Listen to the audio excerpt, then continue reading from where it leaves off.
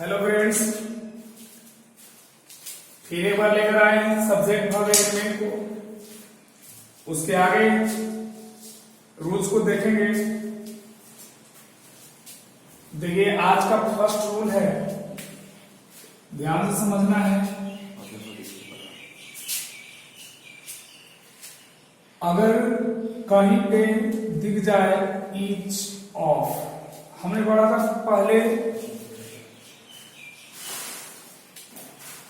कि ईच, इधर, neither, one के बाद अगर आने वाला नाउन होता है वो हमेशा सिंगुलर था और भव क्या था, सिंगुलर फॉर्म में था। लेकिन यहां पे अब ईच नहीं रहेगा, इसके साथ मैंने एक चीज जोड़ दिया है, ऑफ। अब ये ईच ऑफ हो गया है। उसी तरह से आपने कहा इधर ऑफ, इसी में एक चीज और मैंने जोड़ने की कोशिश की, नीदर ऑफ। एक और चीज होता है वन, इसके साथ भी मैंने लगा दिया ऑफ। अब आपको समझना है कि ईच ऑफ के बाद, इधर ऑफ के बाद अगर कोई नाउन आता है तो ये नाउन क्या होगा। याद रखना था कि अगर ईच के बाद और इधर के बाद और नीदर के बाद और वन के बाद नाउन आया था तो सिंगुलर था, लेकिन ईच ऑफ के बाद, इधर ऑफ के बाद और नीदर ऑफ के बाद, वन ऑफ के बाद आने वाला नाउन हमेशा यहाँ क्या होगा, प्लुरल होगा। दोनों बातें याद रखनी है मुझे। इसके बाद मुझे डिसाइड करना है क्या, वर्ब। अब ये वर्ब हमेशा यहाँ पे लिखा जाता है सिंगुलर। ऐसा क्यों होता है, आपने सीखा था कि अगर नाउन प्लुरल है तो वर्ब प्लुरल होगा। ऐसा क्यों यहाँ पे सिंगुलर हो रहा है, देखते हैं हम एग्जाम्पल से, और ध्यान से समझना है। मैंने कहा कि वन ऑफ द स्टूडेंट कहना सही होगा या स्टूडेंट्स, तो मैंने सीखा कि वन ऑफ के बाद आने वाला नाउन क्या होता है, प्लुरल होता है। दैट मींस मुझे क्या करना होगा, स्टूडेंट्स करना होगा। के बाद मुझे डिसाइड करना है हैज या मुझे डिसाइड करना है ना।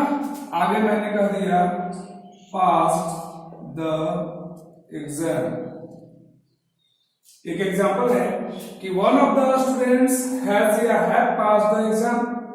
अब बात समझिए, हमने कभी सीखा था एक चीज, क्या सीख कराया था कि प्रीपोजिशन। हर बार हम इस चीज को रिपीट करवाते हैं, आपको याद कर लेना है कि प्रीपोजिशन के बाद मैंने कभी कहा था कि कौन सा केस आता है, ऑब्जेक्टिव केस आता है ना। तो यहाँ पे ऑफ भैया दिखाई क्या है, प्रीपोजिशन। अब प्रीपोजिशन के बाद जो कुछ भी लिखा मिला है कौन सा केस में होगा, ऑब्जेक्टिव केस में होगा। अब ए स्टूडेंट्स क्या बन गया, ऑब्जेक्ट। और कभी भी वर्ब ऑब्जेक्ट के अनुसार लिखा जाता है क्या, नहीं ना। हम किसके अनुसार लिखते हैं, सब्जेक्ट के अनुसार। तो ए ऑब्जेक्ट बना है तो इसको आप देखेंगे नहीं। अब इसके अनुसार वर्ब होगा, बिल्कुल नहीं होगा। तो आगे सेंटेंस में, इसी सेंटेंस में एक चीज आया हुआ है वन। वन यहाँ पे क्या है, तो याद रखना है कि भैया यहाँ पे वन क्या है, प्रोनाउन है। अब सब्जेक्ट या तो नाउन होते हैं या तो प्रोनाउन होते हैं। हमने एक चीज सीखा था कि या तो सब्जेक्ट नाउन होगा या तो प्रोनाउन होगा। तो वन यहाँ पे प्रोनाउन है तो सब्जेक्ट का काम करेगा, ये क्या बन गया यहाँ पे, सब्जेक्ट। अब अकॉर्डिंग टू वन अब क्या होना चाहिए, वन सिंगुलर है कि प्लुरल है।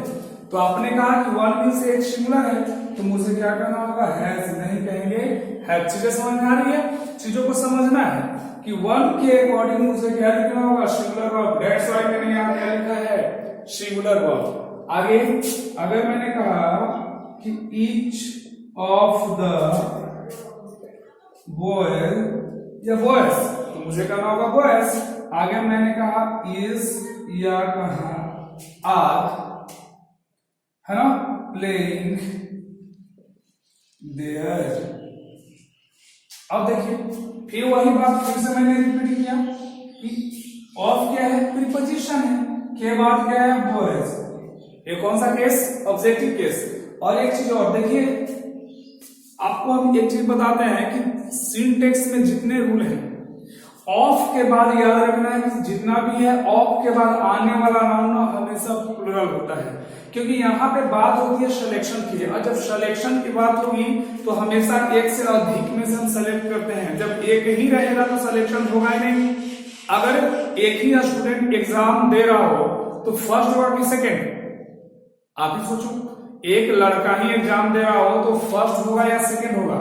वो हमेशा फर्स्ट होगा, क्योंकि सिलेक्शन की बात ही नहीं हो रही, वो तो सिंगल है। तो सिलेक्शन तो तब ना पॉसिबल है जब एक से अधिक हो। तो हमें यहाँ पे सिलेक्शन नहीं करना होता है कि बहुत सारे लड़के हैं उसमें से एक या उसमें से प्रत्येक। तो यहाँ पे बॉयज हमेशा प्लूरल होगा, क्योंकि यहाँ पे सिलेक्शन की बात हो रही है, तो इसीलिए ऑफ के बाद आने वाला नाउन क्या लिखते हैं? हम प्लूरल लिखते हैं। तो यहाँ पे बॉयज होगा। लेकिन एक चीज बताइए कि अब हम वर्ब डिसाइड करना है तो किसके अनुसार? बॉयज के अनुसार तो होगा नहीं, क्योंकि तो ऑब्जेक्ट है। तो थोड़ा सा पीछे आपने देखा क्या मिला? इस। अब कभी भी एक चीज हमने कभी सीखा था कि ध्यान से देखिएगा कि अगर मैंने कहा कि ईच, हम चीज को फिर से रिपीट करवाते हैं कि ईच बॉय, अब मैंने कहा कि हैज या मुझे कहना होगा हैव अ पेन। कोई पूछेगा कि यहाँ पे बॉय क्या है तो आपने क्या सीखा था कि नाउन है। अब नाउन के पहले ईच लगा हुआ है क्या? तो इस नाउन के पहले आए हुए ईच को हम किस नाम से जानेंगे? एडजेक्टिव के नाम से जानेंगे, है ना? क्योंकि नाउन के पहले मैंने बताया था कि 3 चीज आते हैं, एडजेक्टिव, आर्टिकल और प्रीपोजिशन। तो यहाँ पे क्या है? एडजेक्टिव है ना? अब ये जब एडजेक्टिव है तो अब किसके अनुसार लिखना है? नाउन के अनुसार, क्योंकि सब्जेक्ट और ऑब्जेक्ट बार बार हम एक चीज को बोल रहे हैं। सब्जेक्ट और ऑब्जेक्ट कौन होते हैं? नाउन या प्रोनाउन। तो मुझे प्रोनाउन को अब ये मिला नहीं, तो ये क्या है? एडजेक्टिव है। तो हम नाउन को देखेंगे तो बॉय के अनुसार क्या होना चाहिए था? हैज। हम इस चीज को जान के आए थे। लेकिन यहाँ ईच एडजेक्टिव था, तो क्या यहाँ पे एडजेक्टिव होगा? बिल्कुल नहीं। हमने एक चीज कहा है कि जब ये जस्ट नाउन के पहले हो तब एडजेक्टिव होता है, और जब ये ऑफ के पहले आया होगा तो यहाँ पे क्या कहलाएगा? प्रोनाउन कहलाएगा। अब प्रोनाउन ही तो सब्जेक्ट होते हैं, नाउन या प्रोनाउन ही तो सब्जेक्ट होते हैं। तो यहाँ पे इस काम किया सब्जेक्ट का। अब ये सब्जेक्ट सिंगुलर की प्लूरल क्या है? सिंगुलर है। तो सिंगुलर है तो आने वाला वर्ब इज कहना होगा यार। दैट्स व्हाई मैंने लिखा है कि वर्ब क्या होगा? हमेशा सिंगुलर होगा। समझ में आ गई बातें क्यों ऐसा होता है? तो इनमें से कोई भी एक और एग्जांपल ले लेते हैं। मैंने कहा कि नीदर ऑफ द, है ना, नीदर ऑफ द स्टोरीज, आगे मुझे कहना है इज या मुझे कहना है आर इंटरेस्टिंग। अब जल्दी से आप बता दीजिए क्या होना चाहिए? बिल्कुल आपने सही कहा कि सर ऑफ क्या है? प्रीपोजिशन है। के बाद जो कुछ भी आपने लिखा है कौन सा केस होगा? ऑब्जेक्टिव केस होगा। तो सब्जेक्ट मुझे कौन मिला? नीदर। कोई पूछे कि यहाँ क्या है तो कहना है कि प्रोनाउन है, और नाउन या प्रोनाउन ही क्या होते हैं? सब्जेक्ट होते हैं। इसलिए इसके अनुसार नीदर का मतलब होता है दो में से कोई नहीं। आगे मिलेंगे कि नीदर का मतलब होता है कि दो चीजें हैं उसमें से किसी को नहीं लेना है, निगेटिव है ना? दोनों में से कोई नहीं। जब दोनों में से कोई है ही नहीं तो सिंगुलर रहा कि प्लूरल? सिंगुलर रहा। तो आने वाला वर्ब मुझे क्या डिसाइड करना है? इज नहीं करेंगे, आर। तो ये बातें थी, याद रखना है कि ईच ऑफ के बाद, इधर ऑफ के बाद, नीदर ऑफ के बाद, वन ऑफ के बाद आने वाला नाउन क्या है? प्लूरल है। लेकिन आने वाला वर्ब हमेशा क्या होगा? सिंगुलर होगा। बहुत इंपॉर्टेंट रूल है ना? हमेशा आपसे एग्जाम में पूछा जाता है ना? तो इस चीजों को समझ लिए। हम आगे चलते हैं नेक्स्ट रूल आज का।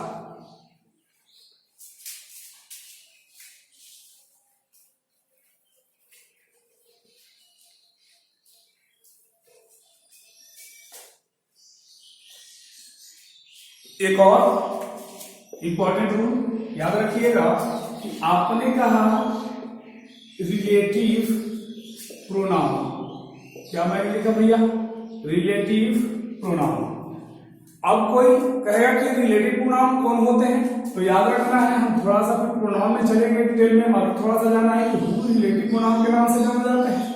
इसी में आता है हुम, इसी में मैंने लिखा विच, और लिखने की कोशिश की डेट। ये अपने आप में क्या है? सारे रिलेटिव प्रोनाउन है ना?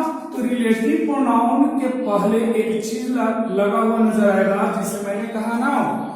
अब इस नाउन को, रिलेटिव प्रोनाउन के पहले आने वाले नाउन को हम एक और नाम से जानते हैं जिसका नाम है एंटीसीडेंट। एंटीसीडेंट याद रखना है। कि रिलेटिव प्रोनाउन के पहले आने वाले नाउन को हम किस नाम से जानते हैं? एंटीसीडेंट के नाम से जानते हैं। अब मुझे क्या करना है, यहाँ पे वर्ब डिसाइड करना है, क्योंकि सिंटेक्स हम पढ़ रहे हैं, है ना। तो यहाँ पे वर्ब क्या होगा? तो याद रखना है कि वर्ब हमेशा लिखना है अकॉर्डिंग टू एंटीसीडेंट। बहुत अच्छे, एंटीसीडेंट किसके अनुसार? मतलब कहा कि रिलेटिव प्रोनाउन के पहले आने वाले नाउन के अनुसार क्या लिखो? वर्ब लिखो, या नाउन के अनुसार भी बोल सकते हैं अकॉर्डिंग टू नाउन। तो रिलेटिव प्रोनाउन के पहले आने वाले नाउन के अनुसार क्या लिखना है? वर्ब लिखना है। बहुत इंपॉर्टेंट रूल है ना। थोड़ा सा समझने की कोशिश कर रहे हैं, देखते हैं एग्जाम्पल की तरफ। फॉर एग्जाम्पल, अगर कह दिया जाए कि द बुक, आगे मैंने कहा which is या are on the table, आगे मैंने कहा is mine। एक सेंटेंस एक और ले लेते हैं, the books which is या are on the table, मैंने कह दिया आर में। दो सेंटेंस से ध्यान से समझिएगा दोनों को। हमने कहा कि द बुक्स, विच अपने आप में क्या है? कोई पूछे तो क्या कहना है? रिलेटिव प्रोनाउन, रिलेट कर रहा है। रिलेटिव प्रोनाउन के पहले क्या लिखा मिला? बुक। यहाँ पे बुक नाउन है कि नहीं? बिल्कुल है। और आपने कहा था कि रिलेटिव प्रोनाउन के पहले आने वाले नाउन को हम किस नाम से जानते हैं? एंटीसीडेंट के नाम से जानते हैं। अब बताइए कि आगे मुझे वर्ब डिसाइड करना है, इज की आर। तो मैंने कहा था कि रिलेटिव प्रोनाउन के पहले आने वाले नाउन के अनुसार क्या लिखा जाएगा? वर्ब लिखा जाएगा। तो बुक सिंगुलर की प्लूरल? बिल्कुल सही, आपने कहा कि सिंगुलर है तो मुझे इज कहना होगा कि आर। बहुत अच्छे, आपने क्या कहा? इज। कभी नहीं कहेंगे आर। फिर यहाँ देखा जो ये क्या है? रिलेटिव प्रोनाउन है, इसके पहले क्या मिला? बुक्स। ये बुक्स किस नाम से जाना जाएगा? यहाँ एंटीसीडेंट के नाम से जाना जाएगा। अब एंटीसीडेंट सिंगुलर रहा या प्लूरल? तो बुक्स है प्लूरल, तो आने वाला भाग मुझे क्या डिसाइड करना होगा? आर नहीं कहेंगे इस। तो दोनों बात ऐसे लिए कि रिलेटिव प्रोनाउन के पहले आने वाले नाउन के अनुसार मुझे क्या लिखना है? वर्ब लिखना है ना। अब हम एक एग्जांपल लेते हैं, आप मुझे बताइएगा। मैंने कहा कि Radha is one of the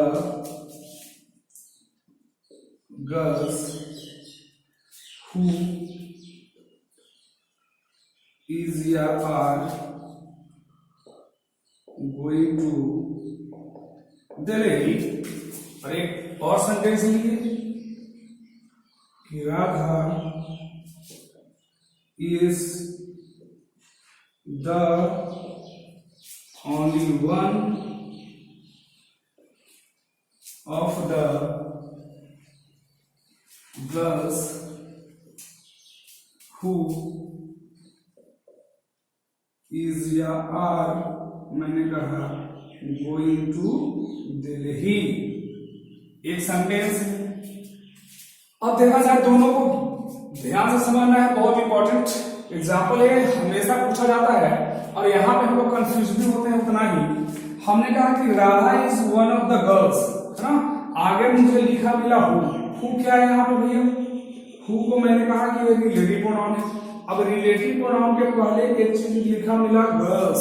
girls को यहाँ पे हम किस नाम से जानेंगे? एंटीसीडेंट के नाम से जानेंगे। बिल्कुल सही आपने कहा कि Radha is one of the girls who is यार गोइंग टू दिल्ली। तो हमने एक चीज सीखा था कि रिलेटिव प्रोनाउन के पहले आने वाले नाउन के अनुसार मुझे क्या लिखना है? वर्ब लिखना है। अब बताइएगा कि गर्ल्स सिंगुलर की प्लूरल? जब प्लूरल है तो आने वाला वर्ब मुझे क्या कहना होगा? क्या कहना होगा? इज? बिल्कुल नहीं, क्या कहना होगा? आर। मुझे कहना होगा आर, क्योंकि नाउन क्या है? प्लूरल है। अब मैंने कहा कि Radha is the only one of the girls who is यार गोइंग टू दिल्ली। अब ये क्या है? रिलेटिव प्रोनाउन के पहले क्या लगा हुआ है?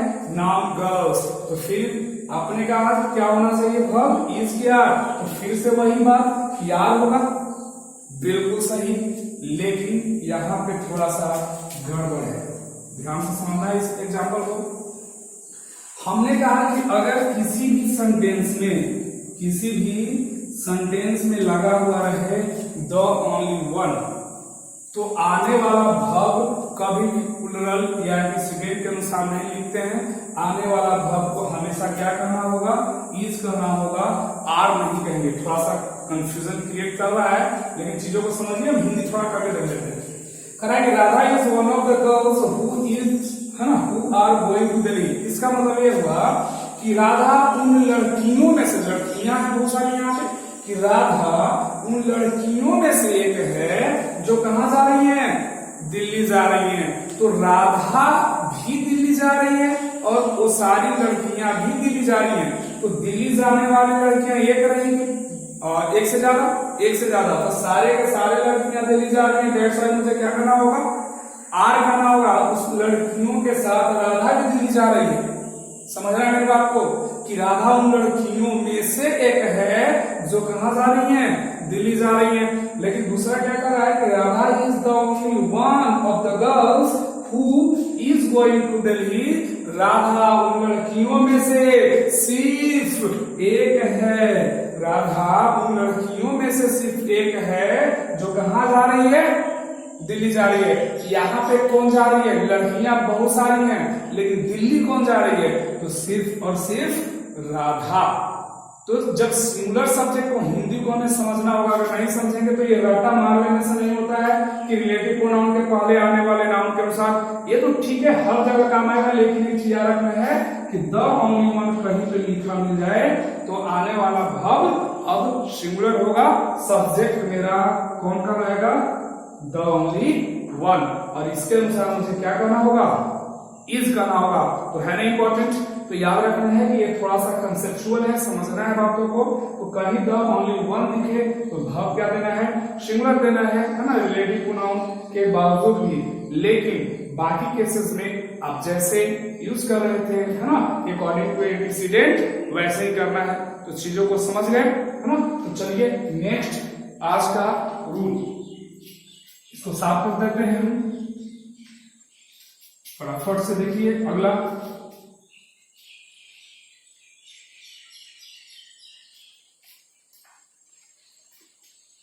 हमने कहा थर्ड रूल पे आ जाइए। कभी कभी लिखा मिलता है देयर, ठीक है। अब देयर के बाद मुझे वर्ब करना है डिसाइड कि आने वाला वर्ब क्या होगा, ठीक है। अब इसके बाद एक चीज लिखा मिलेगा ना, है ना। तो याद रखना है कि आने वाला वर्ब यहाँ सिंगुलर भी हो सकता है या प्लुरल भी हो सकता है। ध्यान से समझिए, देयर के बाद आने वाला वर्ब सिंगुलर भी हो सकते हैं और प्लुरल भी हो सकते हैं। हाँ, डिपेंड करता है इसके बाद आने वाले नाउन पे। किस पे, देयर के बाद वर्ब सिंगुलर भी आ सकता है और प्लुरल भी आ सकता है। डिपेंड करता है किसके, किस पर, उसके बाद आने वाले नाउन पर। तो देयर के बाद आने वाले नाउन के अकॉर्डिंग मुझे क्या लिखना है, वर्ब लिखना है। देखिए तो फॉर एग्जांपल समझिएगा, हमने कहा कि देयर इज या आर अ बुक, आगे मैंने कर दिया ऑन द टेबल, एक सेंटेंस है। एक और मैंने कहा कि देयर इज या आर, है ना, 5 बुक्स ऑन द टेबल। अब यहां पे देखना चाहिए, हमने कहा कि देयर इज या आर कहना सही होगा। अब बुक ऑन द टेबल, तो मैंने कहा कि देयर के बाद वर्ब सिंगुलर भी हो सकता है और प्लुरल भी। डिपेंड किस पे किया था, नाउन पे। तो भैया देखिए, तो यहाँ पे नाउन क्या है, फर्स्ट वाले में नाउन मुझे क्या मिला, अ बुक, बिल्कुल सही। अ बुक यहाँ पे सिंगुलर हुआ कि प्लुरल, अ बुक मतलब एक किताब है, सिंगुलर है। तो सिंगुलर है तो आने वाला वर्ब किसके अनुसार, देयर के अनुसार। तो देयर के अनुसार वर्ब क्या होना चाहिए, इज होना चाहिए। कभी नहीं लिखेंगे हम आर, ठीक है, बात समझ आ गई। इसके बाद मैंने कहा कि देयर इज यार 5 बुक्स ऑन द टेबल। अब इस सेंटेंस में मुझे बुक्स लिखा मिला, ये बुक्स यहाँ पे क्या है, नाउन है। ये नाउन सिंगुलर है कि प्लुरल है, बिल्कुल प्लुरल है, जब प्लुरल हुआ तो इसके अनुसार मुझे क्या करना होगा, आर करना होगा, नहीं कहेंगे इज। तो देयर के बाद भाव सिंगुलर भी हो सकता है और प्लुरल भी हो सकता है, डिपेंड किस पे कर रहा है, नाउन पे। नाउन अगर सिंगुलर है भाव सिंगुलर होगा, नाउन अगर प्लुरल है भाव प्लुरल होगा। ठीक है, एक और एग्जांपल हम ले लेते हैं, ध्यान से मुझे बताइएगा। मैंने कहा कि is there many, is there many